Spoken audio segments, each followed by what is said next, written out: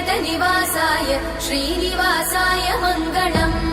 लक्ष्मी सविभ्रमालोक सुभ्रूविभ्रमचक्षुषे चक्षुषे सर्वलोकानां वेङ्कटेशाय मङ्गलम्। श्रीवेङ्कटाद्रिशृङ्गाग्रमङ्गलाभरणाङ्गये मङ्गलानां निवासाय श्रीनिवासाय मङ्गलम्।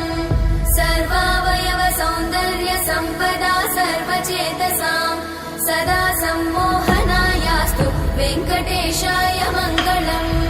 नित्याय निरवध्याय सत्यानन्दचिदात्मने सर्वान्तरात्मने श्रीमद् वेङ्कटेशाय मङ्गलम्।